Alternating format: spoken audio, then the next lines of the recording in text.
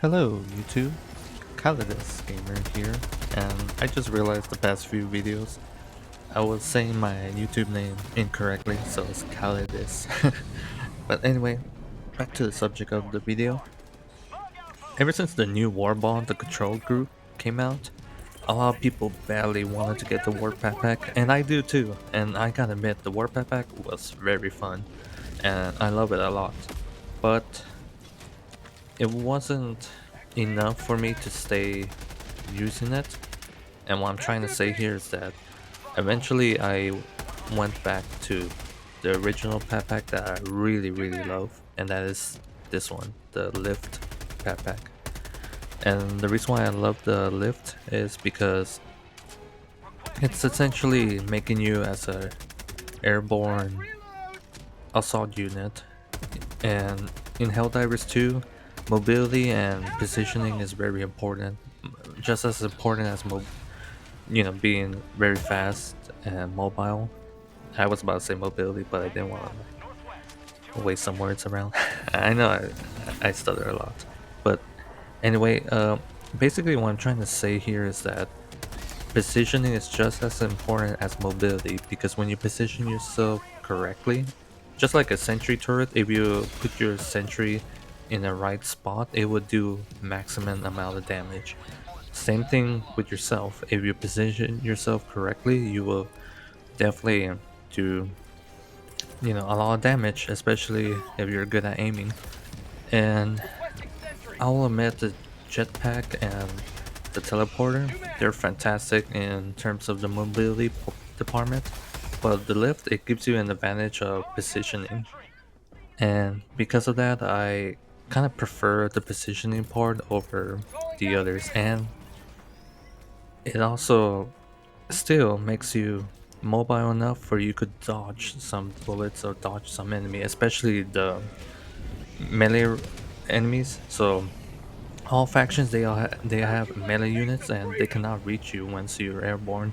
The only faction that will definitely give you a hard time if you use this pet pack or the jetpack is definitely the bots, because of their range army build. So yeah, the squids, sometimes they could give you a hard time, but in the recent update of the squids, they're still, majority is still a melee unit. Even one of their aliens, squid aliens, the overseers, it's technically a melee unit, even though he shoots you sometimes. The only dedicated range one is the flying overseer and the heavy weapon overseer. And of course the harvester too is technically a range one, but it's super easy to dodge the beam. Like, it's not that big of a deal. And same thing with the Jetfire one. The Jetfire, also super easy to dodge, so yeah, it's not a big deal. But this jetpack, the only downside I could see being used is against the bot front, but that's because the bot front, they're dedicated army, range army, so yeah, it makes sense to me. But still, I feel like this jetpack needs a buff, and this is the whole point of me making this video. It definitely needs a slight adjustment, a slight buff. And once again, I understand that the game developers, they're trying their best to not make certain items too strong. Like, I get the balancing part, but what the game developers needs to understand is that this is a PvE game. So when I say PvE game, I mean like it's a game where players purely fight bots, and it's a multiplayer game. So players, team up with other real players justified AI bots, and this is what a PvE game is. There's no PvP like Call of Duty or Fortnite or War of Tanks, since I feature War of Tanks in my other video. It's purely a PvE, so yeah. And even Overwatch, they try to experiment with PvE, and it's kind of funny though. I tried the story mode PvE, and it's pretty fun, not gonna lie.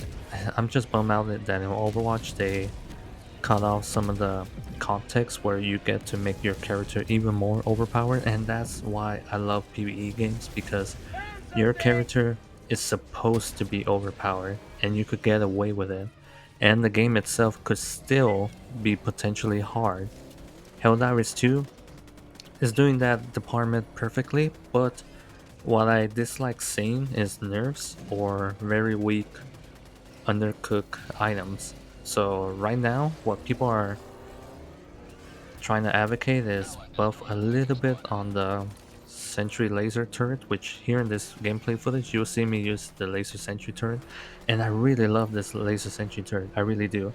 The only downside is that because this is a horde game where you're fighting enemy after enemies, obviously the laser sentry turret is gonna burn itself out, and I feel like it burns itself out very too quickly. So I kind of wish to see the overheat mechanic tweak a bit, where it could feel like it's gonna last longer.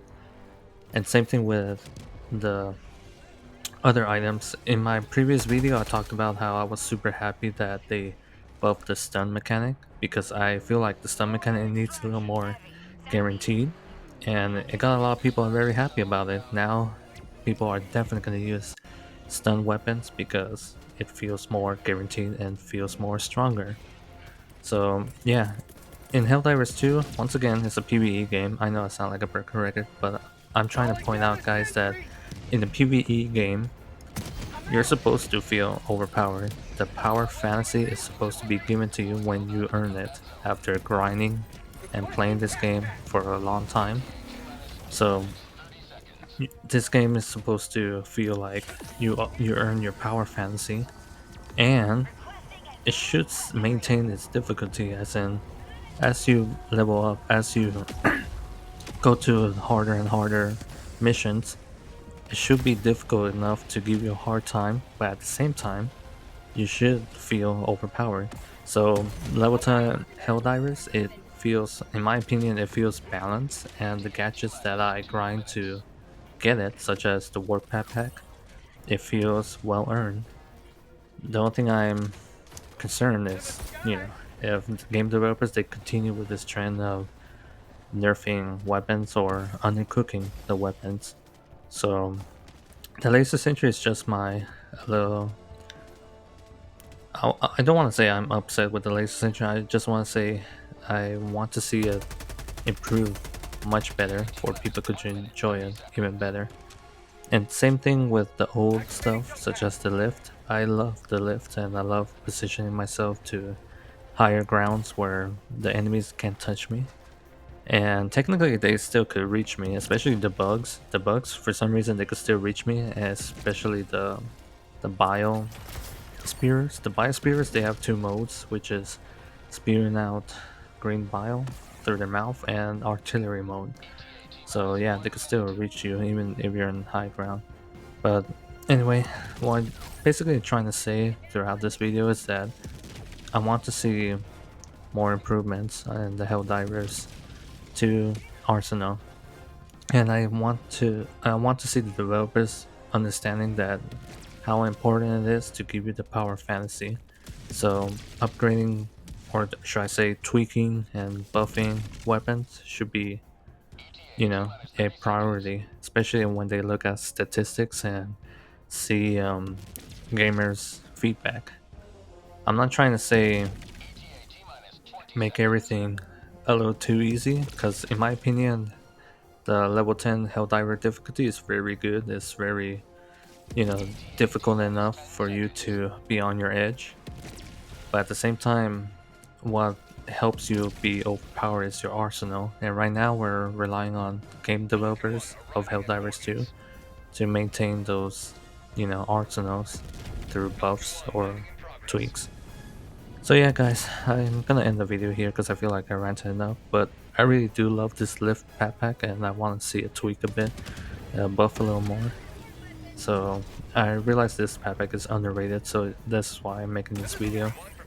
Well, guys, Calidus Gamer over and out, and enjoy your weekend.